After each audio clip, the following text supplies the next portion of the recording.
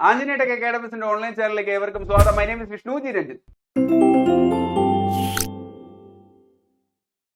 ഈ ക്ലാസ്സിൽ നമ്മൾ നോക്കാനായിട്ട് പോകുന്നത് ഡൽഹി സുൽത്താനേറ്റിനെ കുറിച്ചിട്ടാണ്. വളരെ ഇമ്പോർട്ടന്റ് ആയിട്ടുള്ള ടോപ്പിക്കാണ്. വരാൻ പോകുന്ന PSC പ്രിലിംസ് ആണെന്നുണ്ടെങ്കിലും റെയിൽവേ എക്സാമുകളാണെന്നുണ്ടെങ്കിലും SSC എക്സാമുകളാണെന്നുണ്ടെങ്കിലും ചോദിച്ചിരിക്കും. അപ്പോ നമുക്ക് എപ്പോഴത്തെയും പോലെ തന്നെ കണക്ട് ചെയ്ത് കോഡിലൂടെ പഠിച്ച് പോവാം.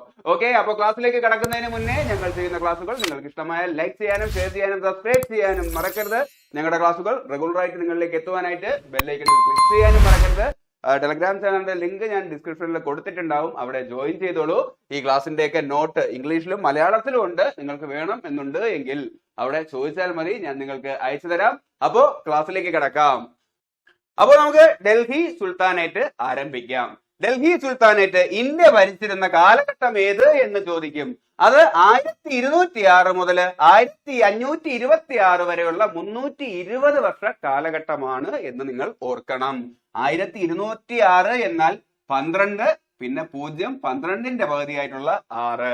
അത് മുതൽ 1526 ഒന്നാം പാനിപ്പത്ത് യുദ്ധം നടക്കുന്നത് വരെ എവരുടെ കാലഘട്ടമായിരുന്നു എന്ന് ഓർത്തോളൂ. ഡൽഹി ആസ്ഥാനമാക്കി ഇന്ത്യയുടെ ഭൂരിഭാഗം പ്രദേശങ്ങളും ഭരിച്ചിരുന്ന 5 തുർക്കി അഫ്ഗാൻ രാജവംശങ്ങളെയാണ് ഡൽഹി സുൽത്താനേറ്റ് എന്ന് വിളിക്കുന്നത്. അവരുടെ ഓർഡർ ചോദിക്കും. നിങ്ങൾ ഇങ്ങനെ ഓർത്തോളൂ. ഞാൻ ഓർത്തിരിക്കുന്നത് ഇങ്ങനെയാണ്. പണ്ട് എൻ്റെ ഒരു കൂട്ടുകാരൻ പറഞ്ഞു, എടാ ഞാൻ ഇത് ഓർത്തിരിക്കുന്നത് എന്റെ ജീവിതത്തിൽ നടന്ന ഒരു റിയൽ ഇൻസിഡന്റ് വെച്ചാണ്. അപ്പൊ ഞാൻ അളിയെ കേൾക്കട്ടെ എന്താണ് സംഭവം എന്ന്. അപ്പൊ അവൻ പറഞ്ഞു, പണ്ട് ഞാൻ നോർത്തിൽ പോയപ്പോ അവിടെ വെച്ച ഒരു കൂട്ടുകാരനെ കണ്ടു. അവന്റെ പേര് അഖിലൻ എന്നാണ്. ഞാൻ അവനെ കണ്ട ഉടനെ അഖിലേ എന്ന് വിളിച്ചപ്പം അവൻ തിരിഞ്ഞു നോക്കിയിട്ട് ഥു സാല എന്ന് പറഞ്ഞിട്ട് പോയി എന്ന്. വിളിച്ചതിലെ കാര്യമുണ്ട്, അതാണ് സ്വഭാവം.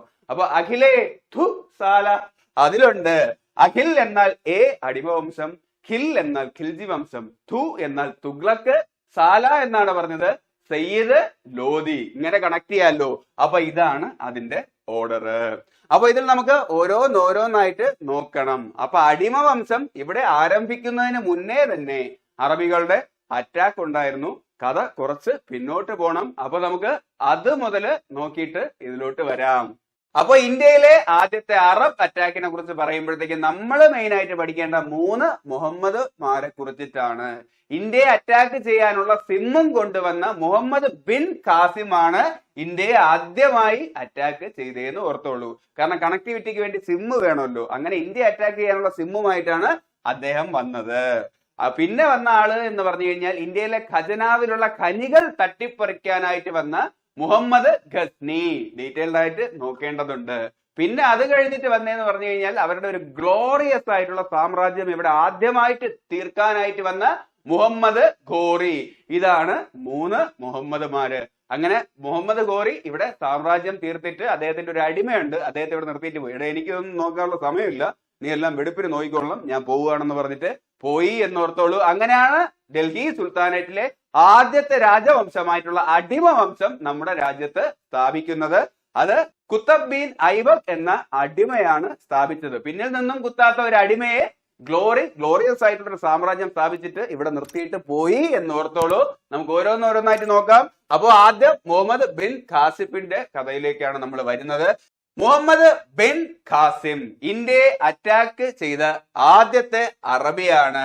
AD 712 മുഹമ്മദ് ബിൻ ഖാസിമിന്റെ നേതൃത്വത്തിലുള്ള ആദ്യത്തെ അറ്റാക്ക് നടക്കുന്നത്. 7ാം നൂറ്റാണ്ടിലെ 1-2 വർഷം എന്ന് കോഡിനായിട്ട് ഓർത്തോളൂ. അതാണ് AD 712. ഇത് യഥാർത്ഥത്തിൽ ഒരു റിവഞ്ച് ആയിരുന്നു. ദേബൽ തുറമുഖത്ത് വെച്ചിട്ട് അറബികളുടെ കപ്പലിനെ ഇന്ത്യയിലുള്ള പൈറേറ്റ്സ്, കടൽ കൊള്ളക്കാരന്മാര് കയറി അറ്റാക്ക് ചെയ്തു. അതിന് പകരമായിട്ടുള്ള അവിടെയുള്ള അറബികളുടെ രാജാവ് പറഞ്ഞു, പോയി അടിയടാന്ന്. അങ്ങനെ കലിപ്പിൽ വന്ന് അടിച്ചത് എവിടെയെന്ന് അറിയാമോ? ഇന്ത്യയിലെ സിന്ധ് പ്രദേശത്ത് രാജാ ദാഹിറിനെ കയറിയാണ് അടിച്ചത്. അദ്ദേഹം ബ്രാഹ്മൺ ഡൈനാസ്റ്റിയിലെ രാജാവായിരുന്നു. ഇങ്ങനെ ഓർത്താൽ മതി. സിന്ധ് പ്രദേശത്തെ എല്ലാവരുടെയും ദാഹം തീർത്തുകൊണ്ടിരുന്ന ഒരു ബ്രാഹ്മണനെ കയറിയാണ് അടിച്ചത്. അങ്ങേരെ പറഞ്ഞു, ഞാൻ എന്താ ചെയ്തത്? നിന്നെ വല്ല കടലിലുള്ള കൊള്ളക്കാരന്മാരല്ലേ കയറി അടിച്ചത്, നീ അവന്റെ അടുത്ത് പോടാന്ന് പറഞ്ഞപ്പം അതൊന്നും എനിക്ക് അറിഞ്ഞൂടാ, ആരെ കണ്ടാലും കയറി അടിക്കാനാണ് എനിക്ക് കിട്ടിയ നിർദ്ദേശം എന്ന് പറഞ്ഞ് സിന്ധ് പ്രദേശത്തെ ദാഹം തീർത്ത ബ്രാഹ്മണൻ. സ്വാഭാവികമായിട്ടും അദ്ദേഹമായിരിക്കുമല്ലോ ആ ഡൈനാസ്റ്റിയിലുള്ള അവസാനത്തെ രാജാവും. അപ്പൊ നമുക്ക് കണക്ട് ചെയ്യാം. The king of Sindh, Raja ദാഹിറിനെയാണ് അദ്ദേഹം കയറി അറ്റാക്ക് ചെയ്തത്. ബ്രാഹ്മൺ എന്നാൽ ബ്രാഹ്മൺ ഡൈനാസ്റ്റിയിലെ രാജാവായിരുന്നു. അദ്ദേഹം തന്നെയായിരുന്നു സിന്ധ് പ്രദേശത്തെ ബ്രാഹ്മൺ ഡൈനാസ്റ്റിയിൽ നിന്നുള്ള അവസാനത്തെ രാജാവും. ഈ യുദ്ധം അറിയപ്പെടുന്നത് ആരോർ യുദ്ധം എന്നാണ്. AD 712 നടക്കുന്നത്. ഓക്കെ, ആദ്യമായി അറബികൾ കയറി അടിച്ച യുദ്ധം ആരോർ യുദ്ധം. AD 712 ഇന്ത്യ അടിക്കാനുള്ള സിമ്മുമായിട്ട് വന്ന മുഹമ്മദ് ബിൻ ഖാസിമാണ് ഇതിന് നേതൃത്വം നൽകിയത്. കണക്ട് ആയല്ലോ? എങ്കിൽ നമുക്ക് അടുത്ത് നോക്കാനായിട്ടുള്ളത് മുഹമ്മദ് ഗസ്നി അഥവാ മുഹ്മൂദ് ഓഫ് ഗസ്നി എന്നറിയപ്പെടുന്ന വ്യക്തിയാണ് അടുത്ത് ഇന്ത്യ അറ്റാക്ക് ചെയ്യുന്നത്. ഇദ്ദേഹം പ്രതികാരം തീർക്കാനോ സാമ്രാജ്യം ഉണ്ടാക്കാനോ ഒന്നും വന്ന ആളല്ല. പ്യുവർ കൊള്ളയായിരുന്നു ഉദ്ദേശം. AD 1000 മുതൽ, മില്ലേനിയം അല്ലേ, AD 1000 മുതൽ 1027 വരെയുള്ള 27 വർഷ കാലഘട്ടത്തില് 17 പ്രാവശ്യമാണ് അദ്ദേഹം ഇവിടുന്ന് കൊള്ളയടിച്ചുകൊണ്ട് പോയത്. മാന്യനാണ് കേട്ടോ. 27 വർഷ കാലഘട്ടത്തിൽ 27 പ്രാവശ്യവും വന്നിരുന്നുണ്ടെങ്കിൽ ഇതൊരു വാർഷിക കൊള്ള പദ്ധതി എന്ന് നമുക്ക് പ്രഖ്യാപിക്കായിരുന്നു. പക്ഷെ അത് പറ്റില്ല. ആ 27 നിന്നും 10 കുറവുള്ള 17 പ്രാവശ്യമാണ് ഇവിടെ അദ്ദേഹം വന്ന് അറ്റാക്ക് ചെയ്യുന്നത്. അദ്ദേഹത്തിന്റെ ഭാഗത്തു നിന്നുള്ള ആദ്യത്തെ മേജർ അറ്റാക്ക് നടക്കുന്നത് AD 1001 ഹിന്ദു ഷാഹി ഡൈനാസ്റ്റിയിലെ രാജാവായിരുന്ന ജയപാലനെയാണ് അദ്ദേഹം തോൽപ്പിച്ചത്. ഹിന്ദുസ്ഥാനിൽ നിന്നും ജയിച്ചു നിന്ന ജയപാലൻ എന്ന് ഓർത്തോളൂ. അതാണ് ഹിന്ദു ഷാഹി ഡൈനാസ്റ്റിയിലെ ജയപാലൻ. അദ്ദേഹത്തെ തോൽപ്പിച്ചത് ബാറ്റിൽ ഓഫ് പെഷ്വാറിലാണ് ഇദ്ദേഹം തോൽപ്പിക്കുന്നത്. ജയിച്ചു നിന്ന് ജയപാലനെ അല്ലേ ഗസ്നി തോൽപ്പിച്ചത്. അപ്പോ ബേഷായിട്ടുള്ള വാറാണ് എന്നോർത്തോളൂ. അതാണ് ബാറ്റിൽ ഓഫ് പെഷ്വാർ. അങ്ങനെ തോറ്റ സങ്കടത്തില് ജയപാലൻ പോയി ആത്മഹത്യ ചെയ്യും. ജയിച്ചു നിന്ന് അദ്ദേഹത്തെ തോൽപ്പിച്ചു കഴിഞ്ഞു കഴിഞ്ഞാൽ അദ്ദേഹം തോൽവി സമ്മതിക്കില്ല. അദ്ദേഹം ആത്മഹത്യ ചെയ്തു എന്നും ഓർത്തോളൂ. എങ്കിൽ 1025 AD ഇദ്ദേഹം സോമനാഥ ടെമ്പിളിൽ നിന്നും കയറി കൊള്ളയടിക്കുന്നത്. 10-25 വർഷമായിട്ട് വരെയാണ്. അപ്പം അങ്ങോട്ടും ഇങ്ങോട്ടും വന്നു പോകാൻ ചെലവൊക്കെ ഉണ്ട്. അപ്പൊ കുറച്ച് പൈസ വേണമെന്ന് പറഞ്ഞിട്ട് സോമനാഥ ടെമ്പിളിൽ നിന്നും 20 ദശലക്ഷം ദിനാറ് മൂല്യമുള്ള വസ്തുക്കൾ കൊള്ളയടിച്ചുകൊണ്ട് പോയി. അത്രേ ഉള്ളൂ. അപ്പൊ ആ സമയത്ത് സോമനാഥ ടെമ്പിള് ഭീമ ഉണ്ണിന്റെ അണ്ടറിലായിരുന്നു. സോമനാഥനെ ഭീമൻ നോക്കിക്കൊണ്ടിരുന്നപ്പോ തന്നെ അടിച്ചോണ്ട് പോയി എന്ന് ഓർത്താൽ മതി. അതുകൊണ്ടാണ് പറഞ്ഞത് മുഹമ്മദ് ഗസ്നി എന്നാൽ ഇന്ത്യയിലെ ഖനി തട്ടിപ്പറിക്കാൻ വന്നവൻ ഗസ്നി. അങ്ങനെ ഓർത്തോളൂ. എങ്കിൽ അദ്ദേഹത്തോടൊപ്പം ഇന്ത്യയിലോട്ട് വന്ന അദ്ദേഹത്തിന്റെ സദസ്സിലെ 2 പണ്ഡിതന്മാർ അഥവാ സ്കോളേഴ്സും കൂടെ ഉണ്ട്. അവരെ കൂടെ പഠിക്കണം. ഇദ്ദേഹം ഈ കൊള്ളയൊക്കെ ചെയ്യുന്നതിന്റെ ഇടയില് ഇന്ത്യയിലെ ചരിത്രം പെറുക്കിയെടുക്കാൻ വന്ന ഒരു അൽബറൂണിയും ഉണ്ടായിരുന്നു. പീര തുണിയെടുത്ത് വന്ന ഒരു ഫിർദൌസിയും ഉണ്ടായിരുന്നു എന്ന് ഓർത്തോളൂ. ഇവർ രണ്ടുപേരും ഇദ്ദേഹത്തിന്റെ സദസ്യന്മാരാണ്. ഇന്ത്യൻ ഇൻഡോളജിയുടെ പിതാവ് എന്നറിയപ്പെടുന്നതാണ് അൽ ബറൂണി. ഇന്ത്യയുടെ സംസ്കാരം, ഹിസ്റ്ററി എന്നിവ ആദ്യമായിട്ട് പഠിച്ച ആൾ. അപ്പൊ ഈ കൊള്ളയോടൊപ്പം ഇന്ത്യയുടെ ചരിത്രവും പെറുക്കിയെടുത്തിട്ട് പോയത് അൽ ബറൂണി എന്നോർത്തോളൂ. എങ്കിൽ മറ്റൊരാൾ ആര് എന്ന് ചോദിച്ചു കഴിഞ്ഞാൽ പേർഷ്യൻ ഹോമർ എന്ന് അറിയപ്പെടുന്ന ഫിർദൌസി. പീറ തുണി ഉടുത്താണ് വന്നത്. വീട്ടിലെ ഹോമിലൊക്കെ വന്നിട്ട് പീറ തുണിയല്ലേ ഉടുക്കുന്നത്. അതാണ് Persian Homer, Homer of the east എന്നൊക്കെ അദ്ദേഹത്തെ അറിയപ്പെടും. അപ്പോ ഷാനാമ എന്ന കൃതി രചിച്ചത് ആര് എന്ന് ചോദിക്കും. അത് ഈ ഫിർദൌസി ആണ് എന്നും ഓർത്തോളൂ. അപ്പോ അദ്ദേഹത്തിനോടൊപ്പം ഇന്ത്യയിലേക്ക് വന്നത് ആരാണ്? ഇന്ത്യയുടെ ചരിത്രം പെറുക്കിയെടുക്കാൻ അൽബറൂണിയും പീറത്തുണിയെടുത്ത് എന്നാണ് പറഞ്ഞത്. അതാണ് ഫിർദൌസി. അദ്ദേഹമാണ് ഷാനാമ എഴുതിയത്. പീറത്തുണി അത് ഹോമിലാണ് ഇടുന്നത്. പേർഷ്യൻ ഹോമർ അഥവാ ഹോമർ ഓഫ് ദി ഈസ്റ്റ് എന്നൊക്കെ അറിയപ്പെടുന്നത് ഫിർദൌസിയാണ്. അപ്പൊ 1030 ആകുമ്പോഴത്തേക്കും മുഹമ്മദ് ഓഫ് ഗസ്നി മരണപ്പെടുകയാണ്. 1025 സോമനാഥ ക്ഷേത്രം അറ്റാക്ക് ചെയ്ത് 5ാം വാർഷികമാകുമ്പോഴത്തേക്കും അദ്ദേഹവും വടിയായി എന്ന് ഓർത്തോളൂ. എങ്കിൽ ഇനി നോക്കാനുള്ളതാണ് മുഹമ്മദ് ഘോറി. ഗ്ലോറിയസ് ആയിട്ടുള്ള ആദ്യത്തെ ഡൽഹി സാമ്രാജ്യം ഇന്ത്യയിലേക്ക് സ്ഥാപിച്ചിട്ട് പോയ ആൾ. ഇന്ത്യയിലെ തറയിലാണ് അദ്ദേഹം ഈ സാമ്രാജ്യം സ്ഥാപിച്ചത് എന്ന് ഓർത്തോളൂ. അതാണ് 1ാം തറൈൻ യുദ്ധം. 2ാം തറൈൻ യുദ്ധമാണ് ഇതിലേക്ക് വഴിവെച്ചത്. അപ്പൊ 1ാം തറൈൻ യുദ്ധം സംഭവിക്കുന്നത് 1191. 1 പിന്നെ ഇടയ്ക്ക് ഒരു 9 വീണ്ടും 1. അതാണ് 1ാം തറൈൻ യുദ്ധം.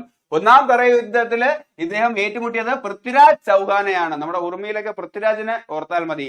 സാമ്രാജ്യം സ്ഥാപിക്കാനായിട്ട് ഗ്ലോറിയസ് ആയിട്ടുള്ള സാമ്രാജ്യം സ്ഥാപിക്കാനായിട്ട് ഘോറി വന്നപ്പോ പൃഥ്വിരാജ് എതിർത്തു, തോൽപ്പിച്ചു 1ാം തറൈൻ യുദ്ധത്തില്. എന്നിട്ട് പൃഥ്വിരാജ് ഇങ്ങനെ പറഞ്ഞു, ഇവിടെ ഒരു സുൽത്താൻ സാമ്രാജ്യം സ്ഥാപിക്കാൻ നിന്നെ ഞാൻ സമ്മതിക്കത്തില്ല, ഞാനും സ്ഥാപിക്കത്തില്ല എന്ന് പറഞ്ഞ് നല്ലവനായിട്ടുള്ള പൃഥ്വിരാജ് ചൗഹാൻ അദ്ദേഹത്തെ വെറുതെ വിട്ടിരിക്കുന്നു എന്ന് പറഞ്ഞ് വിട്ടു എന്ന് ഓർത്തോളൂ.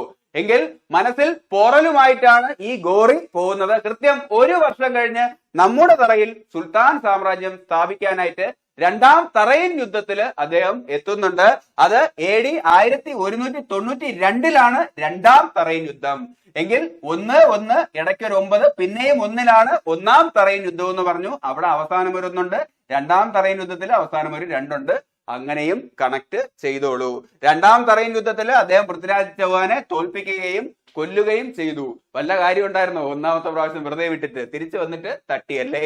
എന്നിട്ട് അദ്ദേഹം ഇവിടെ സാമ്രാജ്യം ആരംഭിക്കാനുള്ള തുടക്കമിട്ടു. ഇവിടെ അദ്ദേഹത്തിന്റെ വിശ്വസ്തനായിട്ടുള്ള പിന്നിൽ നിന്നും കുത്താത്ത ഒരു അടിമ, അതാണ് കുത്തബ് ബീൻ ഐബക്ക് ഇവിടെ സാമ്രാജ്യം ഏൽപ്പിച്ചിട്ട് അദ്ദേഹം പോയി. 1206 ജലത്തിനരികിൽ വെച്ച് അദ്ദേഹം മരണപ്പെടുകയാണ്. അതോടുകൂടി ഈ അടിമയ്ക്ക് ലോട്ടറിയും അടിക്കുന്നുണ്ട് എന്നോർത്തോളൂ. എങ്കിൽ ഡൽഹി സുൽത്താനേറ്റിലെ ആദ്യത്തെ രാജവംശമായിട്ടുള്ള അടിമ വംശത്തിലേക്ക് നമുക്ക് കടക്കാം. കുത്തബ് ദിൻ ഐബക്ക് ആ പേരിലുള്ളത് പോലെ തന്നെ അതിൽ നിന്നും നമുക്ക് കണക്ട് ചെയ്ത് പഠിക്കേണ്ട കാര്യങ്ങളെ ഉള്ളൂ ഇതില്. കുത്തബ് മിനാർ പണി കഴിപ്പിച്ചത് ആര് എന്ന്, അല്ലെങ്കിൽ പണി തുടങ്ങി വെച്ചത് ആര് എന്ന് ചോദിക്കും. അത് കുത്തബ് ദിൻ ഐബക്കാണ്. എങ്കിൽ ഈ മിനാരം ആരുടെ ഓർമ്മയ്ക്കാണ് പണി കഴിപ്പിച്ചതെന്ന് ചോദിക്കും. അത് കുത്തബ് ദീൻ ഐബക്കിന്റെ ഓർമ്മയ്ക്കല്ല. അദ്ദേഹത്തിന്റെ പേരുമായിട്ട് സാദൃശ്യമുള്ള ഒരു സൂഫി സന്യാസിയോട് അദ്ദേഹത്തിന് പ്രണയം തോന്നി, അദ്ദേഹത്തോടുള്ള ഇഷ്ടം കൊണ്ട് പണി കഴിപ്പിച്ചതാണ് എന്ന് കോഡിന് ഓർത്തോളൂ. അതാണ് ഖ്വാജ കുത്തബ് ദീൻ ബക്തിയാർ കാക്കി. മത്സര പരീക്ഷയിൽ ചോദിക്കും കുത്തബ് മിനാർ ആരുടെ ഓർമ്മയ്ക്കാണ് പണിഞ്ഞത്. ഓപ്ഷനിൽ കുത്തബ് ദീൻ ഐബക്കിന്റെ പേരുണ്ടാവും. അല്ല, ആ പേരുമായിട്ട് സാദൃശ്യമുള്ള ഖ്വാജ കുത്തബ് ദീൻ ബക്തിയാർ ഖാക്കി എന്ന് ഓർത്തോളൂ. എങ്കിൽ കുതിരപ്പുറത്ത് നിന്നും കുത്തനെ വീണ് മരിച്ചതാര് എന്ന് ചോദിക്കും. അതും കുത്തബ് ദീൻ ഐബക്കാണ്. പോളോ കളിക്കുന്നതിനിടയിൽ കുതിരപ്പുറത്ത് നിന്ന് കുത്തനെ വീണ് മരിച്ച വ്യക്തിയാണ്. എങ്കിൽ കുത്തബ് മിനാറിന്റെ ഉയരം എത്രയാണ് എന്ന് ചോദിക്കും. അത് 238 ഫീറ്റ് ആണ്. 2, 3 രണ്ടിന്റെ ക്യൂബ് എന്ന് പറയുമ്പോൾ 2ന്റെ മുകളിലല്ലേ ആ 3 വരുന്നത്. അപ്പൊ 8, 2, 3 2ന്റെ ക്യൂബായിട്ടുള്ള 8, 238 ഫീറ്റ് ആണ് കുത്തബ് മിനാറിന്റെ ഉയരം. എങ്കിൽ ലാക് ബാദ്ഷാ എന്ന് അറിയപ്പെടുന്നത് ആര് എന്ന് ചോദിക്കും. അത് കുത്തബ് ദീൻ ഐബക്കാണ്. ജനങ്ങൾക്ക് ലക്ഷങ്ങൾ വാരിക്കോരി കൊടുക്കുന്നവൻ എന്ന അർത്ഥത്തിലാണ്. അടിമയാണ്. കഷ്ടങ്ങളൊക്കെ ധാരാളം അനുഭവിച്ചിട്ടുണ്ടാവും അല്ലേ. KGF പറയുന്ന ഒരു ഡയലോഗ് ഉണ്ടല്ലോ, ബണ്ണ് കൊടുത്തിട്ട് 8 ഷൂ പോളിഷ് ചെയ്യുമ്പോഴത്തേക്കാണ് എനിക്ക് ഒരു ബണ്ണ് കിട്ടിയിരുന്നത്. ഈ പ്രപഞ്ചം സ്വാർത്ഥതയുടെ പിറകിലാണ്.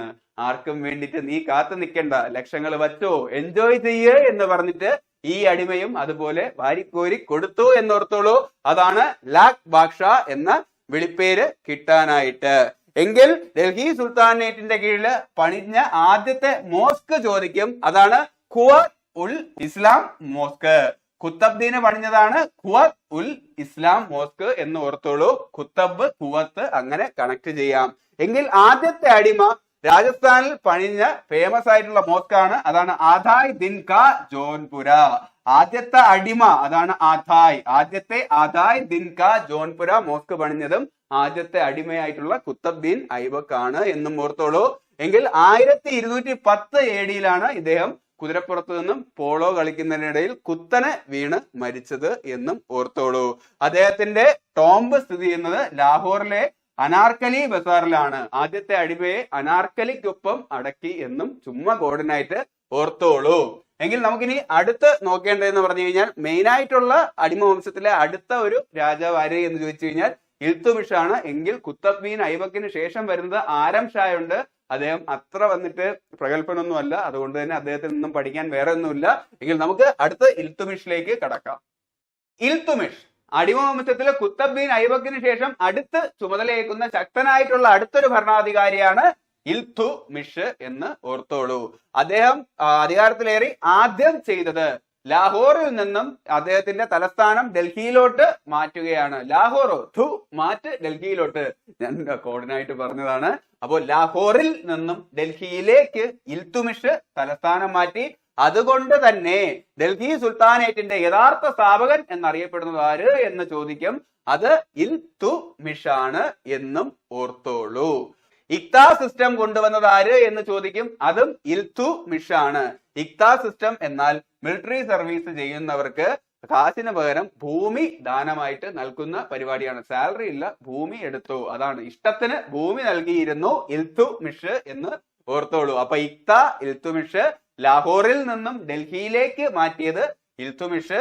അതുകൊണ്ട് തന്നെ ഡൽഹി സുൽത്താനേറ്റിന്റെ യഥാർത്ഥ സ്ഥാപകൻ എന്നറിയപ്പെടുന്നത് ഇൽത്തുമിഷ്. കാരണം ഡൽഹി സുൽത്താനേറ്റ് അല്ലേ, അപ്പൊ ക്യാപിറ്റൽ ഡൽഹിയിലല്ലേ ഇരിക്കേണ്ടത്. അങ്ങനെ ഓർത്താലും മതി. എങ്കിൽ അദ്ദേഹത്തിന്റെ കാലത്ത് അദ്ദേഹം കൊണ്ടുവന്ന മെയിൻ ആയിട്ടുള്ള നാണയങ്ങളുണ്ട്. അതാണ് ജിതലും തങ്കയും. അതിൽ ഇൽത്തു എന്നാൽ ജിതൽ, ആ ഇല്ല് ജിതലാണ്, തു എന്നാൽ തങ്കയും എന്ന് ഓർത്തോളൂ. ജിതല് ചെമ്പ് നാണയവും, തങ്ക തങ്കത്തിലല്ല, തങ്കം കഴിഞ്ഞ് അടുത്ത് നമ്മൾ ഏറ്റവും കൂടുതൽ ഉപയോഗിക്കുന്നത് ഏതാ? വെള്ളി. അപ്പൊ തങ്ക വെള്ളി നാണയവും ആണ് എന്നും ഓർത്തോളൂ. 40 ഭടന്മാർ അല്ലെങ്കിൽ സൈനികർ അടങ്ങിയിരുന്ന ഒരു ഗ്രൂപ്പ് അദ്ദേഹം ഫോം ചെയ്തിരുന്നു. അതിന്റെ പേരാണ് ചാലീസ അഥവാ തുർക്കാനി ചഹൽഗാനി എന്നറിയപ്പെടുന്ന 40 പേരടങ്ങിയിരുന്ന ഗ്രൂപ്പും അദ്ദേഹം നിർമ്മിച്ചു. കാരണം അദ്ദേഹത്തിന്റെ കാലത്താണ് ആദ്യമായിട്ട് ചെങ്കിസ് ഖാൻ 1221 1221 അല്ലേ, 12 തിരിച്ചിട്ടാൽ 21, ആദ്യത്തെ ചെങ്കിസ് ഖാന്റെ അറ്റാക്ക് ഒക്കെ വരുന്നത് രണ്ടാമത്തെ മെയിൻ ആയിട്ടുള്ള അടിമവംശത്തിലെ രാജാവ് ഇൽത്തുമിഷിന്റെ കാലഘട്ടത്തിലാണ്. അപ്പൊ തടുക്കണം എന്നുണ്ടെങ്കിൽ 40 ശക്തന്മാരുടെ ഗ്രൂപ്പ് ഒക്കെ വേണം. അങ്ങനെ ഓർത്താൽ മതി. 40 ചാലീസ് അല്ലേ, ചാലീസ ഇൽത്തുമിഷിന്റെ കാലത്താണ് വരുന്നത് എന്നും ഓർത്തോളൂ. എങ്കിൽ കുത്തബ് മിനാറിന്റെ പണി കഴിപ്പിച്ചത് ആര് എന്ന് ചോദിക്കും. അതും ഇൽത്തുമിഷാണ്. ആദ്യത്തെ അടിമ കുത്തബ്ദീൻ ഐബക്ക് കുത്തബ് മിനാർ ആരംഭിച്ചു. എങ്കിൽ അതിന് ചില്ലിട്ട് പണി തീർത്തത് ഇൽത്തുമിഷാണ് എന്നും കണക്ട് ചെയ്ത് വച്ചോളൂ. ഇതേ ഇൽത്തുമിഷ് തന്നെയാണ് അടിമവംശത്തിൽ നിന്നും നമുക്ക് അടുത്ത് പഠിക്കേണ്ട ശക്തനായിട്ടുള്ള ഭരണാധികാരിയായിട്ടുള്ള ബാൽബനെ വളർത്തിക്കൊണ്ടുവരുന്നത്. വളർത്തിക്കൊണ്ടുവരുന്നത് വളർത്തച്ഛനല്ല, അദ്ദേഹത്തെ അടിമയായിട്ട് സ്വീകരിച്ച് അദ്ദേഹത്തെ ഈ ഒരു പൊസിഷനിലോട്ട് കൊണ്ടുവരാനായിട്ട് ഒരു നെടുന്തൂണായിട്ട് നിന്ന മനുഷ്യനും ഈ ഇൽത്തുമിഷ് തന്നെയാണ് എന്നോർത്തോളൂ. മംഗോളിയൻ ആക്രമണത്തിൽ നിന്നും രക്ഷപ്പെട്ട് ബാഗ്ദാദിൽ നിന്നും ബംഗാളിൽ എത്തിയപ്പോഴാണ് ബാൽബനെ ഇൽത്തുമിഷ് കണ്ടെത്തുന്നത്. ബാൽബന്റെ കഴിവ് തിരിച്ചറിഞ്ഞ ഇൽത്തുമിഷ് ബംഗാളിലെ ഒരു അടിമച്ചന്തയിൽ നിന്നും അവനെ വലിയ വില നൽകി വാങ്ങി എന്നാണ്. അദ്ദേഹത്തിന്റെ ഈ 40 അംഗ സംഘം ഉണ്ടല്ലോ, ചാലീസ, ഹിന്ദിയിൽ ചാലീസ് എന്ന് പറഞ്ഞു കഴിഞ്ഞാൽ 40 അപ്പൊ അങ്ങനെ ഓർത്താൽ മതി. ചാല് ഇല്ല് അങ്ങനെയും കണക്ട് ചെയ്തോളൂ. അപ്പൊ ചാലീസ ഇൽത്തുമിഷിന്റെ 40 അംഗ സംഘമാണ്. അതിലെ ശക്തനായിട്ടുള്ള ഒരു പോരാളി തന്നെയായിരുന്നു ഈ ബാൽബൻ. പിന്നീട് അദ്ദേഹത്തിന്റെ കാലത്തിന് ശേഷം അദ്ദേഹത്തിന്റെ മകള് റസിയ സുൽത്താന ഭരണമേൽക്കുന്നുണ്ട്. 4 വർഷം മാത്രമേ ഇരുന്നുള്ളൂ. അപ്പോ ആ റസിയ സുൽത്താനയുടെ ഭരണത്തിൽ നിന്നൊക്കെ ഇറക്കാൻ വേണ്ടിയിട്ട് മുന്നിൽ നിന്നതും ഈ ബാൽബൻ തന്നെയാണ്. അദ്ദേഹം പാലും ബണ്ണൊക്കെ കൊടുത്ത് ഊട്ടി വളർത്തിയ ആള് തന്നെ അതിന് മുൻകൈ എടുത്ത് നിന്നു എന്നും ചുമ്മാ കോഡിനായിട്ട് ഓർത്താൽ മതി. അപ്പൊ നമുക്ക് അടുത്ത് നോക്കേണ്ടത് റസിയ സുൽത്താനയാണ്, ഡൽഹി സുൽത്താനേറ്റിൽ നിന്നുള്ള ആദ്യത്തെ പെൺ ഭരണാധികാരി. ഇനി നോക്കാനുള്ളതാണ് റസിയ സുൽത്താന. റസിയ സുൽത്താനെ കുറിച്ചിട്ട് അധികം കാര്യങ്ങളൊന്നും നമുക്ക് പഠിക്കാനില്ല. അവരാണ് ഡൽഹി സുൽത്താനേറ്റിലെയും ആദ്യത്തെയും അവസാനത്തെയും പെൺ ഭരണാധികാരി ആര് എന്ന് ചോദിച്ചാൽ ഈ രാശിയുള്ള സുൽത്താനയാണ് എന്ന് ഓർത്തോളൂ. അങ്ങനെ വലിയ രാശിയൊന്നുമില്ല കേട്ടോ. 1236 മുതൽ 1240 വരെയുള്ള 4 വർഷ കാലഘട്ടമാണ് അവര് ഭരിച്ചിരുന്നത്. സ്വാഭാവികമായിട്ടും സ്ത്രീ ആയതുകൊണ്ട് തന്നെ ബാക്കിയുള്ളവർക്ക് അമർഷമുണ്ടായിരുന്നു. മെയിനായിട്ട് അവരുടെ സഹോദരന് തന്നെ അമർഷമുണ്ടായിരുന്നു. അപ്പോ അവര് ഇൽത്തുമിഷിന്റെ മകളാണ് എന്നും ഓർത്തോളൂ. ഇത്രയും കാര്യങ്ങളെ നമുക്ക് എക്സാമിന് ആവശ്യമുള്ളൂ. പക്ഷെ അവരെ കുറിച്ചിട്ട് കുറച്ച് ഇൻട്രസ്റ്റിംഗ് ഫാക്ട് ഉണ്ട്. അത് നിങ്ങൾ കഥ പോലെ കേട്ടിരുന്നുള്ളൂ. ഞാൻ ജസ്റ്റ് പറഞ്ഞു പോവാം. അവരുടെ സദസ്സിൽ വന്നിരുന്ന ഈ പർദ്ദയൊക്കെ ധരിച്ച് ആ കാലത്ത് സ്ത്രീകൾ അണിഞ്ഞിരുന്ന വേഷത്തിലൊന്നും ആയിരുന്നില്ല. ആണുങ്ങളെ പോലെ വേഷമണിഞ്ഞാണ് വന്നത്. ഇത് തന്നെ പലരെയും ചൊടിപ്പിച്ചിട്ടുണ്ടാവും അല്ലേ. അത് മാത്രമല്ല, ജമാലുദ്ദീൻ യാക്കൂത്ത് എന്ന എത്യോപ്യൻ അടിമയുമായിട്ട് അവര് അടുത്ത ബന്ധം സ്ഥാപിക്കുകയും അദ്ദേഹത്തിന് സ്ഥാനാരോഹണമെല്ലാം നൽകി. ഇത് ആർക്കും ഇഷ്ടപ്പെട്ടില്ല. അങ്ങനെയുള്ള ബന്ധങ്ങളൊന്നും വേണ്ട എന്നുള്ള രീതിയിൽ അങ്ങനെ അവർക്കെതിരെ ആദ്യം തിരിയുന്നത് അവരുടെ സഹോദരനായ മൊയ്സുദ്ദീൻ ബഹ്റാം ഷാ തന്നെ ആയിരുന്നു എന്ന് ഓർത്തോളൂ. ഇങ്ങനെയൊക്കെ ആണെന്നുണ്ടെങ്കിലും അവർക്ക് ഒരു വിവാഹം കഴിക്കുന്നുണ്ട്. ഫട്ടിൻഡയിലെ ഗവർണറായിരുന്ന ഇഖ്തിയാറുദ്ദീൻ അൽ തൂനിയുമായിട്ടാണ് അവര് വിവാഹിതയാവുന്നത്. ആണുങ്ങളുടെ വേഷത്തിലൊക്കെ അണിഞ്ഞൊരുക്കി വന്നിരുന്നാലും വിവാഹം കഴിച്ചു. അവര് ഒരു പെണ്ണിനെ പോലെ തന്നെ തുണയ്ക്ക് ഒരാളെ കണ്ടെത്തി, ഒരാണിനെ കണ്ടെത്തി എന്ന് ചുമ്മാ കോഡിനായിട്ട് ഓർത്തോളൂ. അതാണ് അൽ തൂനിയൻ. ഓക്കെ. അപ്പൊ 1240 ഒക്ടോബർ 14 അവരുടെ സഹോദരനായിട്ടുള്ള മുയ്സുദ്ദീൻ ബഹ്റാം ഷായുടെയും പിന്നെ അവിടെയുള്ള ജാട്ട് പ്രഭുക്കളും അവർക്കെതിരെ തിരിഞ്ഞു നടത്തിയ ലഹളയിലാണ് അവരും അവരുടെ ഭർത്താവിനും മരണം സംഭവിക്കുന്നത് എന്നും ഓർത്തോളൂ. ഇതിനുശേഷം അധികാരത്തിലേൽക്കുന്ന ശക്തനായിട്ടുള്ള അടിമവംശത്തിലെ ഭരണാധികാരിയാണ് ബാൽബൻ. ഇൽത്തുമിഷ് പാലും ബണ്ണും കൊടുത്ത് വളർത്തിയെടുത്ത അടിമ, അതാണ് ബാൽബൻ എന്ന് കോഡിനായിട്ട് ഓർത്തോളൂ. അങ്ങനെ പാലും ബണ്ണൊക്കെ കഴിച്ച് ബലവാനായ സുൽത്താനായി മാറിയപ്പോഴത്തേക്കും അദ്ദേഹത്തിന് തന്നെ തോന്നി ഞാൻ ദൈവത്തിന്റെ പ്രതിപുരുഷനാണ്, അല്ല എന്നുണ്ടെങ്കിൽ സിൽ ഇലാഹി എന്ന അർത്ഥത്തിൽ അറിയപ്പെടുന്ന അള്ളാഹുവിന്റെ നിഴലാണ് ഞാൻ എന്നൊക്കെ അദ്ദേഹത്തിന് ഈ ബലവാന് തോന്നി എന്ന് ഓർത്തോളൂ. ബലവാനല്ലേ, അപ്പൊ അങ്ങനെയൊക്കെ തോന്നും കേട്ടോ. എന്നിട്ട് അദ്ദേഹം അധികാരത്തിലേറിയിട്ട് ആദ്യം ചെയ്തതെന്നറിയാവോ? ആ ചാലീസ എന്ന് പറയുന്ന 40 പേരുടെ ഗ്രൂപ്പ് ഉണ്ടല്ലോ, ഇൽത്തുമിഷ് ആരംഭിച്ചത്, അതിനങ്ങ് പിരിച്ചുവിട്ടു. ഇദ്ദേഹവും അതില് ഇൽത്തുമിഷിന്റെ കാലം മുതലേ ആക്റ്റീവ് മെമ്പർ ആയിരുന്നു. ഇദ്ദേഹത്തെ ആദ്യം ഒരു ഭടനായിട്ടാണ് നിയമിക്കുന്നത്. പിന്നെ അവിടെ നിന്ന് അദ്ദേഹത്തിന്റെ ടാലന്റ് കൊണ്ട് ചാലീസയിൽ കയറി പറ്റി, പിന്നെ സുൽത്താൻ വരെ ആയി. അപ്പോ ഇൽത്തുമിഷിന്റെ കാലത്ത് ആരംഭിച്ച ഈ ചാലീസയെ അദ്ദേഹം വന്നിട്ട് പിൻവലിക്കാനുള്ള കാരണം, ഇൽത്തുമിഷിന്റെ മരണശേഷം വന്നിട്ട് റസിയ സുൽത്താനെ അധികാരത്തിൽ നിന്ന് ഇറക്കാൻ വേണ്ടിയിട്ട് ഇദ്ദേഹം ഉൾപ്പെടെയുള്ള ഈ ചാലീസ എന്ന് പറയുന്ന ഈ ഓർഗനൈസേഷനാണ് മുൻപിട്ട് നിന്നത്. അപ്പൊ ഇദ്ദേഹത്തിന് അറിയായിരുന്നു എന്നാണെന്നുണ്ടെങ്കിലും ഇത് എനിക്കെതിരെയും തിരിഞ്ഞ് കൊത്തുമെന്ന്. അങ്ങനെ ഇൽത്തുമിഷ് ആരംഭിച്ച ചാലീസ അദ്ദേഹം ബാലും ബണ്ണൊക്കെ കൊടുത്ത് വളർത്തിയ അടിമ വന്നിട്ട് ബാൽബൺ വന്നിട്ട് അതിനെ പിരിച്ചു വിടുകയാണ് എന്നും ഓർത്തോളൂ. എങ്കിൽ രക്തവും ഇരുമ്പും നയം അഥവാ ബ്ലഡ് ആൻഡ് അയൺ പോളിസി നടപ്പിലാക്കിയത് ആര് എന്ന് ചോദിക്കും. ഓക്കെ, ലോ സ്ട്രോങ് ആക്കാനായിട്ട് ആരെങ്കിലും വന്നിട്ട് നിയമം തെറ്റിക്കുകയാണെന്നുണ്ടെങ്കിൽ ശക്തമായിട്ടുള്ള നടപടിയെടുക്കും കുറ്റകൃത്യങ്ങൾക്കെതിരെ. അതാണ് ബ്ലഡ് ആൻഡ് അയൺ പോളിസി. ബലവാനാണല്ലേ, ഇരുമ്പ് പോലത്തെ മനുഷ്യനാണ്, അപ്പൊ അദ്ദേഹം ശിക്ഷിച്ചാൽ രക്തം വരും. അതാണ് രക്തവും ഇരുമ്പും നയം ബാൽബൺ ബലവാൻ നടപ്പിലാക്കി എന്ന് കണക്ട് ചെയ്തോളൂ. എങ്കിൽ വിചിത്ര ആചാരങ്ങളായിട്ടുള്ള സജിതയും പൈബോസും നടപ്പിലാക്കിയത് ആര് എന്ന് ചോദിക്കും. അതും ബാൽബൺ തന്നെയാണ്. സജിത പൈബോസ് എന്ത് എന്ന് ഞാൻ പറയാം. സജിത എന്ന് പറഞ്ഞു കഴിഞ്ഞു കഴിഞ്ഞാൽ അദ്ദേഹത്തിന്റെ മുന്നില് മുട്ടുകുത്തിയിട്ട് വണങ്ങി തല കൊണ്ട് വണങ്ങുന്ന രീതിയാണ് സജിത. ഇങ്ങനെ ഓർത്തോളൂ. ദൈവത്തിന്റെ പ്രതിപുരുഷൻ എന്ന് പറയുമ്പോഴത്തേക്കും ജനങ്ങളെ കൊണ്ട്, സർവ്വജനങ്ങളെ കൊണ്ടും ഇതൊക്കെ ചെയ്യിപ്പിക്കും. അതാണ് സജിത. സർവ്വജനങ്ങളും മുട്ടുകുത്തി തല കൊണ്ട് അദ്ദേഹത്തെ വണങ്ങണം. പിന്നെ പൈബോസ് എന്ന ആചാരം എന്ന് പറഞ്ഞു കഴിഞ്ഞാൽ അദ്ദേഹം പറയാണ്, ബാൽബണാണ്, ഞാൻ ബോസാണ്, ദൈവത്തിന്റെ പ്രതിപുരുഷനാണ്, അപ്പൊ എന്റെ പാദങ്ങളിൽ, ബോസായ എന്റെ പാദങ്ങളിൽ നിങ്ങൾ മുത്തമിടണം. അതാണ് പൈബോസ് എന്ന് ഓർത്തോളൂ. രാജാവിന്റെ പാദങ്ങളെടുത്ത് ജനങ്ങൾ ചുംബിക്കുന്ന രീതിയാണ് പൈബോസ്. വിചിത്രമല്ലേ? എങ്കിൽ നവ്രോസ് എന്ന new year, Persian new year ഇന്ത്യയിൽ നടപ്പിലാക്കിയതും വന്നിട്ട് ബാൽബനാണ്. അദ്ദേഹം പറയുന്നതെന്ന് പറഞ്ഞു കഴിഞ്ഞാൽ അള്ളാഹുവിന്റെ നിഴലാണ്. അപ്പൊ അള്ളാഹുവിന്റെ നാട് പേർഷ്യയാണ്. എങ്കിൽ ദൈവത്തിന്റെ പ്രതിപുരുഷൻ എന്ന് സ്വയം വിശേഷിപ്പിക്കുന്ന ബാൽബൻ ഇപ്പോൾ ഇരിക്കുന്നത് ഇന്ത്യയിലാണ്. അപ്പൊ ഇന്ത്യയിലും പേർഷ്യൻ ന്യൂ ഇയർ മതി എന്ന് പറഞ്ഞ് നവ്രോസ് നടപ്പിലാക്കി എന്നും ഓർത്തോളൂ. Navroz Persian new year, new year പോലത്തെ പേര് തന്നെയല്ലേ നവ്രോസും. എങ്കിൽ ദിവാനി ആർസ് നടപ്പിലാക്കിയത് ആര് എന്ന് ചോദിച്ചു കഴിഞ്ഞാൽ അതും ബാൽബൻ ആണ് എന്ന് ഓർത്തോളൂ. മംഗോളിയന്മാരുടെ അറ്റാക്ക് തടയാനായിട്ട്, മിലിറ്ററിയെ സ്ട്രോങ് ആക്കാനായിട്ട് സ്ഥാപിച്ച മറ്റൊരു ഡിപ്പാർട്ട്മെന്റ് ആണ് ദിവാനി ആർസ്. ദൈവത്തിന്റെ പ്രതിപുരുഷന് വേണ്ടി ആരംഭിച്ച ആർമി ദിവാനി ആർസ് ആർമി എന്ന് ഓർത്തോളൂ. എങ്കിൽ അദ്ദേഹത്തിന്റെ കാലഘട്ടത്തിൽ അദ്ദേഹം ഒരു സെപ്പറേറ്റ് സ്പൈ സിസ്റ്റം ഒക്കെ ചാര സംഘടനയൊക്കെ നടപ്പിലാക്കിയിട്ടുണ്ട്.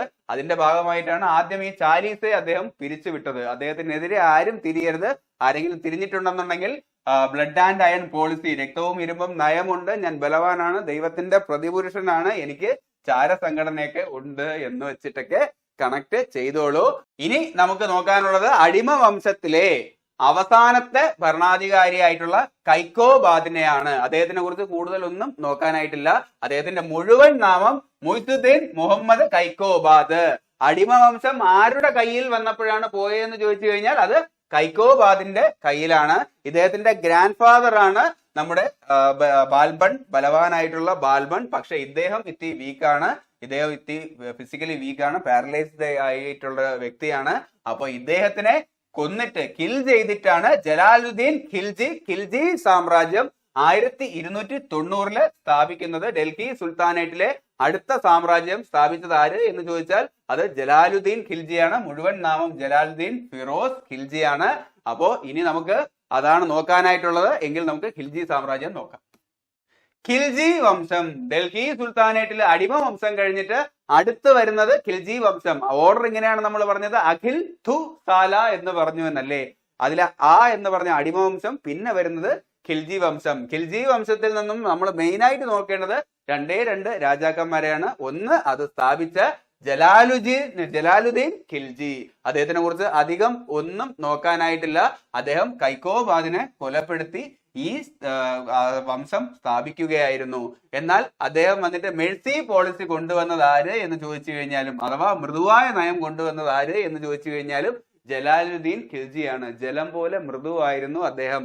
അദ്ദേഹം ജനങ്ങളോടൊക്കെ വന്നിട്ട് വളരെ സപ്പോർട്ടീവായിട്ട് മൃദുവായിട്ടുള്ള നയമാണ് സ്വീകരിച്ചത്. കാരണം അടിമകൾ വന്നിട്ട് അടിമകളെ പോലെ എല്ലാവരെയും കഷ്ടപ്പെടുത്തി എന്ന് കോഡിനായിട്ട് ഓർത്തോളൂ. എങ്കിൽ ഖിൽജി, അവരെ കൊന്നിട്ട് ഖിൽജി വന്നപ്പോഴത്തേക്കും ജലാലുദ്ദീൻ ഖിൽജിയാണ് അദ്ദേഹം ജലം പോലെ എല്ലാവരുമായിട്ടും മൃദുവായിട്ട് പെരുമാറി.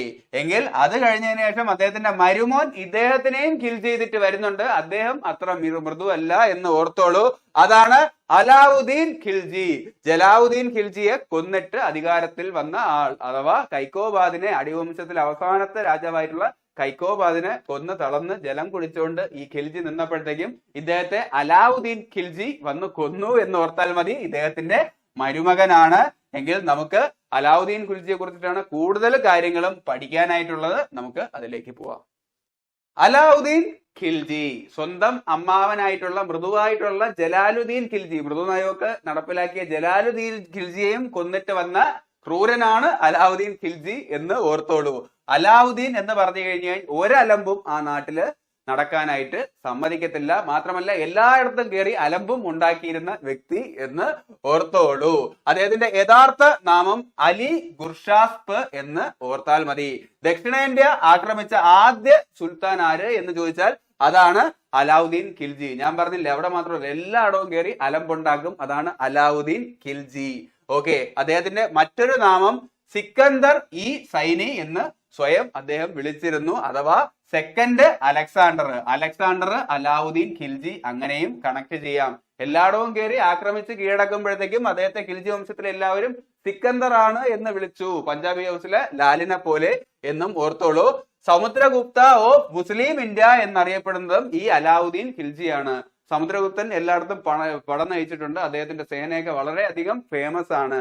അപ്പോൾ സമുദ്രഗുപ്ത ഓഫ് മുസ്ലിം ഇന്ത്യ എന്നറിയപ്പെടുന്നതും ഈ അലാവുദ്ദീൻ ഖിൽജിയാണ്. അല്ല എന്നുണ്ടെങ്കിൽ സമുദ്രം അലയടിക്കും അല്ലേ, അലയടിക്കും. അത് വെച്ചിട്ടും അലാവുദ്ദീൻ അതിലുണ്ടല്ലോ ഒരു അല, Alauddin Khilji, Samudragupta of Muslim India അങ്ങനെയും കണക്ട് ചെയ്തോളൂ. സെക്കൻഡ് അലക്സാണ്ടർ, അതിലും ഒരു അലയുണ്ട്, അലാവുദ്ദീൻ ഖിൽജി.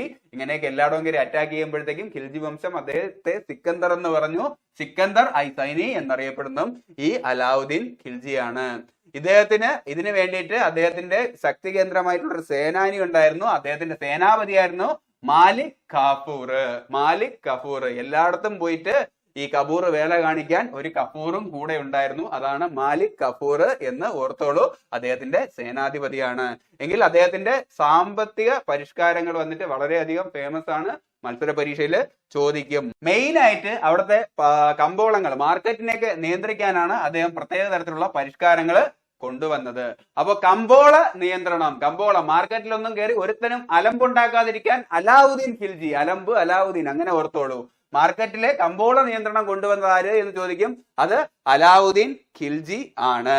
വിപണികളുടെ മേൽനോട്ടം വഹിക്കാനായിട്ട് ഷാനി മണ്ഡി, ദിവാൻ ഇ റിയാസത്ത് എന്നീ ഉദ്യോഗസ്ഥരെ അവര് നിയമിച്ചു. കമ്പോളം അല്ലേ മാർക്കറ്റില്. അപ്പൊ കർഷകരുടെ ഇടയിൽ ഇടനിലക്കാരായിട്ട് നിൽക്കുന്ന ആൾക്കാരെ മണ്ടികൾ എന്നാണ് പറയുന്നത്. അപ്പൊ മാർക്കറ്റിൽ ഒരു അലമ്പും ഉണ്ടാക്കാതിരിക്കാൻ വേണ്ടിയിട്ട് ഷാനി മണ്ഡി എന്ന ഉദ്യോഗസ്ഥനെ നിയമിച്ചു എന്ന് ഓർത്തോളൂ. ദിവാനി റിയാസത്ത്, ദിനവും കമ്പോളമൊക്കെ പോയി ചെക്ക് ചെയ്ത് അലമ്പുണ്ടാക്കാതിരിക്കാൻ ബാലേട്ടനിലെ റിയാസ് ഖാനെയൊക്കെ പോലെ ഒരു ഗുണ്ടയെ നിയമിച്ചു. അതാണ് ദിവാനി റിയാസത്ത്. പോട്ടേടാ ബാലേട്ട അങ്ങനെയൊക്കെ പറയുമല്ലോ, അങ്ങനെ ഓർത്താൽ മതി. പിന്നെ പ്രത്യേക സ്പൈ സിസ്റ്റം ഉണ്ട് അവിടെയുള്ള വലിയ വലിയ വ്യാപാരികളെ നിരീക്ഷിക്കാനായിട്ട്. കാരണം അവിടെ പൂഴ്ത്തി വെക്കല്, കരിന്തി ചന്ത ഒരു പരിപാടിയും നടക്കത്തില്ല. ആ അലമ്പെല്ലാം അദ്ദേഹം തടഞ്ഞു. അങ്ങനെ ഈ വ്യാപാരികളെ നിരീക്ഷിക്കാനായിട്ടുള്ള രഹസ്യ ചാരന്മാരുടെ പേരാണ് മുൻഹിയാന എന്ന ചാര സംഘടന. അവിടെ അദ്ദേഹം വന്നിട്ട് നിയമിച്ചു. മുൻഹിയാന, മുന്തിയ ഇനം വ്യാപാരികളെ എന്നാണ് നിരീക്ഷിക്കാൻ മുൻഹിയാന അദ്ദേഹം അവിടെ കൊണ്ടുവന്നു എന്നും ഓർത്തോളൂ. എങ്കിൽ ദിവാനി മുസ്തഖ് രാജ് എന്ന് പറയുന്ന സിസ്റ്റവും അദ്ദേഹം അവിടെ കൊണ്ടുവന്നു. നികുതി കുടിശ്ശിക പിരിച്ചെടുക്കാൻ വേണ്ടിയിട്ടാണ് ദിവാനി മുസ്തഖ് രാജ് നടപ്പിലാക്കിയത്. ദിനവും മുഷ്ടി ചുരുട്ടി നികുതി താട എന്ന് ചോദിക്കും. അതാണ് ദിവാനി മുസ്തഖ് രാജ്. അങ്ങനെ ഒരു രീതിയിലുള്ള അലമ്പും അദ്ദേഹം ആ നാട്ടില് സമ്മതിച്ചു കൊടുത്തിരുന്നില്ല. കമ്പോള നിയന്ത്രണത്തിന് വേണ്ടിയിട്ട് കരിഞ്ചന്തയൊന്നും പൂഴ്ത്തി വെക്കാതിരിക്കാനായിട്ട് ഷാനി മാണ്ടി, ദിവാനി റിയാസത്ത് കൊണ്ടുവന്നു. പിന്നെ മുന്തിയ ഇനം വ്യാപാരികളെ നിരീക്ഷിക്കാൻ വേണ്ടിയിട്ട് മുൻഹിയാന, അതാണ് മുന്തിയ ഇനം, മുൻഹിയാന അദ്ദേഹം അവിടെ നിയമിച്ചു. പിന്നെ ദിവാനി മുസ്തഖ് രാജ്, മുഷ്ടി ചുരുട്ടി ദിനവും നികുതി താടാ എന്ന് ചോദിക്കും, അതാണ് നികുതി കുടിശ്ശിക പിരിച്ചെടുക്കാൻ വേണ്ടി അദ്ദേഹം അവിടെ കൊണ്ടുവന്നത്. എങ്കിൽ ഇനി നമുക്ക് നോക്കാനായിട്ടുള്ളതാണ് അദ്ദേഹത്തിന്റെ സൈനിക പരിഷ്കാരങ്ങള്. അദ്ദേഹം വന്നിട്ട് കുതിരകൾക്കെല്ലാം വന്നിട്ട് മുദ്ര കുത്തി. കാരണം മിലിറ്ററിയിലുള്ള കുതിരകളൊന്നും മിസ്സാവരുത്. കാരണം സൗത്ത് ഇന്ത്യ വരെ കയറി വന്ന് അടിച്ചതാണ് ഈ അലാവുദ്ദീൻ ഖിൽജി. അപ്പൊ അത്രയ്ക്ക് സ്ട്രോങ് ആയിട്ടുള്ള മിലിറ്ററിയാണ്. കുതിരയാണ് അദ്ദേഹത്തിന്റെ ബലം. അപ്പോ കുതിരകൾക്ക് വന്നിട്ട് മുദ്ര കുത്തിയ സിസ്റ്റത്തിന്റെ പേരാണ് ധാഗ്. ധാഗ്, കുതിര ടക്ക് ടക്ക് എന്നല്ലേ ഓടുന്നത്. അപ്പൊ ആ കുതിരയ്ക്ക് അടിച്ചു കൊടുത്ത മുദ്രയുടെ പേരും ധാഗ് എന്ന് ഓർത്തോളൂ. എങ്കിൽ ചക്ര എന്ന് പറയുന്ന സൈനികർക്ക് തിരിച്ചടിയൽ കാർഡ് നൽകിയതും വന്നിട്ട് അലാവുദ്ദീൻ ഖിൽജിയാണ്. സൈനികരിലെ ചിലർക്കൊക്കെ ചക്ര നൽകി എന്ന് ഓർത്തോളൂ. അതിന്റെ മറ്റൊരു പേരാണ് ഹൂലിയ സിസ്റ്റം. ജോളിയായിട്ട് അദ്ദേഹം എല്ലാവർക്കും വന്നിട്ട് തിരിച്ചറിയൽ കാർഡ് നൽകി എന്നും ഓർത്തോളൂ. പിന്നെ സ്ഥിരം ഒരു സൈന്യത്തെ നിലനിർത്തി. കാരണം സ്ഥിരം ഒരു ടീം ഉണ്ടെന്നുണ്ടെങ്കിൽ ആ ഒരു കോർഡിനേഷൻ കിട്ടത്തുള്ളൂ. എല്ലായിടവും കയറി അടിക്കണം അല്ലേ. രണ്ടാം അലക്സാണ്ടർ എന്നൊക്കെ അറിയപ്പെട്ടിരുന്ന വ്യക്തിയാണ്. അപ്പോൾ സ്ഥിരം പെർമനന്റ് ആയിട്ടൊരു സൈന്യത്തെ അദ്ദേഹം നിലനിർത്തി. പിന്നെ അദ്ദേഹത്തിന്റെ കാലത്ത് വന്നിട്ടുള്ള നിർമ്മിതികൾ എന്ന് പറഞ്ഞു കഴിഞ്ഞാൽ അലൈ ദർവാസ അലാവുദ്ദീൻ ഖിൽജിയുടേതാണ്. ഇത് വന്നിട്ട് നമ്മുടെ അടിമവംശം കൊണ്ടുവന്നിട്ടുള്ള കുത്തബ് മീനാർ ഉണ്ടല്ലോ, കുത്തബ്ദീൻ ഐബക്ക് ആരംഭിച്ചിരുന്നത്. അതിന്റെ വന്നിട്ട് കവാടത്തിന്റെ പേരാണ് അലൈ ദർവാസ. അത് ഖിൽജി വംശമാണ് കൊണ്ടുവന്നത്. അതും അലാവുദ്ദീൻ ഖിൽജിയാണ് അതിന്റെ കവാടം നിർമ്മിച്ചത്. അതിന്റെ പേരാണ് അലൈ അലാവുദ്ദീൻ എന്ന് ഓർത്തോളൂ. എങ്കിൽ സിരി ഫോർട്ട്, ഈ new city and fort build in Delhi, അത് ആര് എന്ന് ചോദിച്ചു കഴിഞ്ഞാൽ അലാവുദ്ദീൻ ഖിൽജിയാണ്. എല്ലായിടത്തും അലമുണ്ടാക്കി യുദ്ധത്തിൽ ജയിക്കുമ്പോഴത്തേക്കും അദ്ദേഹം ചിരിച്ചുകൊണ്ട് ഡൽഹിയിൽ ഫോർട്ട് പണിതു എന്നോർത്തോളൂ. അതാണ് സിരി ഫോർട്ട്. കണക്ട് ചെയ്യാമല്ലോ. എങ്കിൽ ഈ അലാവുദ്ദീൻ ഖിൽജി പണി കഴിപ്പിച്ചിട്ടുള്ള ഫേമസ് ആയിട്ടുള്ള വാട്ടർ റിസർവോയർ അഥവാ വാട്ടർ ടാങ്ക് ഉണ്ട്. അതിന്റെ പേരാണ് ഹോസ് കാസ്. എല്ലായിടവും പോയി അലമ്പുണ്ടാക്കി യുദ്ധമൊക്കെ ചെയ്യുന്ന ആൾക്കാരാണല്ലേ. അപ്പോൾ തിരിച്ചു വരുമ്പോഴത്തേക്ക് ഈ സൈന്യത്തിനൊക്കെ നിറച്ച് വെള്ളം വേണം. അതിനു വേണ്ടിയിട്ട് വലിയൊരു വാട്ടർ റിസർവോയർ ഉണ്ടാക്കി. ഓക്കെ, കാശ് മുടക്കി ഹോസിൽ വെള്ളമൊക്കെ നിറച്ച് ഹോസ്കാസ് എന്ന വാട്ടർ ടാങ്കും ഉണ്ടാക്കി വെച്ചു. ദാഹം മാറ്റാൻ. അങ്ങനെയും കണക്ട് ചെയ്തോളൂ. എങ്കിൽ ഇദ്ദേഹത്തിന്റെ കൊട്ടാരം കവി ആര് എന്ന് ചോദിക്കും. അതാണ് അമീർ ഖുസ്രു. ഷോർട്ടാക്കി അമീർ ഖുസ്രുവിനെ AK എന്ന് പറയാമല്ലോ. അലാവുദ്ദീൻ ഖിൽജിയും ഷോർട്ടാക്കി AK എന്ന് പറയാമല്ലോ. അപ്പോ അമീർ ഖുസ്രു ആദ്യമായിട്ട് സദസ്സലങ്കരിച്ചത് ആരുടെ സദസ്സിലാണ് എന്ന് ചോദിച്ചു കഴിഞ്ഞാൽ അമീർ ഖുസ്രു AK. അപ്പൊ അതുപോലത്തെ മറ്റൊരു പേരാണ് AK അലാവുദ്ദീൻ ഖിൽജി. അമീർ ഖുസ്രു ഇദ്ദേഹത്തിന്റെ സദസ്സിൽ മാത്രമല്ല, ഇതിനെ തുടർന്നുണ്ടാവുന്ന വംശങ്ങളിലും ഒക്കെ വരുന്നുണ്ട്. പക്ഷേ ആദ്യമായിട്ട് സദസ്സലങ്കരിച്ചത്, ആദ്യമായിട്ട് ആരുടെ കൊട്ടാരം കവിയായിരുന്നു എന്ന് ചോദിച്ചു കഴിഞ്ഞാൽ അത് അലാവുദ്ദീൻ ഖിൽജിയുടേതാണ്. ഇദ്ദേഹം അറിയപ്പെടുന്ന, അമീർ ഖുസ്രു അറിയപ്പെടുന്ന മറ്റൊരു പേരാണ് പാരറ്റ് ഓഫ് ഇന്ത്യ, ഇന്ത്യയുടെ തത്ത എന്നും, അഥവാ ഉറുദുവിലാണെങ്കിൽ തൂതി ഇ ഹിന്ദ് എന്നൊക്കെ അറിയപ്പെടുന്നത് അമീർ ഖുസ്രു ആണ്. ഇദ്ദേഹമാണ് ഉറുദു ലാംഗ്വേജിന്റെ വന്നിട്ട് പിതാവ്. ഇന്ത്യയുടെ കൊഹിനൂർ അഥവാ ക്യാമ്പ് ലാംഗ്വേജ് എന്നൊക്കെ അറിയപ്പെടുന്നത് ഉറുദു ആണ്. ഇദ്ദേഹത്തെ നമുക്ക് സംഗീതത്തെ കുറിച്ച് പഠിക്കുമ്പോഴത്തേക്കും ഡീറ്റെയിൽഡ് ആയിട്ട് നോക്കാനുണ്ട്. എങ്കിൽ ഈ തത്തയാണ് സിത്താറും തബലയും ഒക്കെ ഉണ്ടാക്കിയത് എന്നും ഓർത്തോളൂ. ഇദ്ദേഹത്തെ കുറിച്ച് കൂടുതലായിട്ട് നമുക്ക് വന്നിട്ട് സംഗീതത്തിൽ നോക്കാം. ഇപ്പം ഇത്രയും ഓർത്താൽ മതി. AK അമീർ ഖുസ്രു അലാവുദ്ദീൻ ഖിൽജി. ഓക്കെ, അത് മാത്രമല്ല ഡൽഹിയിൽ ആൽക്കഹോള്, ഗാംബ്ലിങ് അല്ലെ, ചൂതുകളി ഒക്കെ വന്നിട്ട് നിരോധിച്ചതും ഈ അലാവുദ്ദീൻ ഖിൽജിയാണ്. ഒരു രീതിയിലുള്ള അലമ്പും ഉണ്ടാവരുത്. അതുകൊണ്ട് ആൽക്കഹോള്, ചൂതുകളി, ചീട്ടുകളി ഒന്നും വേണ്ട. കമ്പോള നിയന്ത്രണം കൊണ്ടുവന്നു. പിന്നെ സൈന്യത്തിന് അയച്ച് എല്ലായിടവും അലമ്പുണ്ടാക്കി യുദ്ധം ചെയ്തു. എല്ലാം ഈ അലാവുദ്ദീൻ ഖിൽജിയാണ്. അപ്പൊ ഇത്രയും കാര്യങ്ങളാണ് ഖിൽജി വംശത്തിൽ നിന്നും പഠിക്കേണ്ടത്. അടുത്ത് നമുക്ക് നോക്കേണ്ടതെന്ന് പറഞ്ഞു കഴിഞ്ഞു കഴിഞ്ഞാൽ ഡൽഹി സുൽത്താനേറ്റിലെ തുഗ്ലക്ക് വംശത്തിന്റെ ആരംഭമാണ്. അപ്പൊ അടുത്ത ക്ലാസ്സിൽ നമുക്ക് നോക്കാം. അല്ല എന്നുണ്ടെങ്കിൽ ക്ലാസ് നീളം. അപ്പോ ഈ ക്ലാസ്സിന്റെ നോട്ട് വേണം എന്നുണ്ട് എങ്കിൽ ഞാൻ ഡിസ്ക്രിപ്ഷനിൽ ടെലഗ്രാം ചാനലിന്റെ ലിങ്ക് കൊടുത്തിട്ടുണ്ടാവും. അവിടെ ജോയിൻ ചെയ്തോളൂ. അവിടെ ഞാൻ ക്ലാസ്സിന്റെ നോട്ട് അയച്ചേക്കാം. അത് മാത്രമല്ല യൂട്യൂബിൽ അപ്ലോഡ് ചെയ്യുന്ന എല്ലാ വീഡിയോയുടെ ക്ലാസ്സും ഞാൻ അവിടെ ഷെയർ ചെയ്യാറുണ്ട്. അപ്പൊ നിങ്ങൾക്ക് ക്ലാസ്സും മിസ്സാകത്തില്ല. അപ്പൊ ക്ലാസ് ഇഷ്ടമായാൽ ലൈക്ക് ചെയ്യാനും ഷെയർ ചെയ്യാനും സബ്സ്ക്രൈബ് ചെയ്യാനും കമന്റ് ചെയ്യാനും മറക്കരുത്. ഞങ്ങളുടെ ക്ലാസ്സുകൾ റെഗുലറായിട്ട് നിങ്ങളിലേക്ക് എത്തുവാനായിട്ട് ബെല്ലൈക്കണിൽ ക്ലിക്ക് ചെയ്തോളൂ. അപ്പൊ അടുത്ത ക്ലാസ്സിൽ വീണ്ടും കാണാം. This is Vishnu Chiranjith. പഠിക്കൂ പഠിക്കൂ, പഠിച്ചുകൊണ്ടിരിക്കൂ.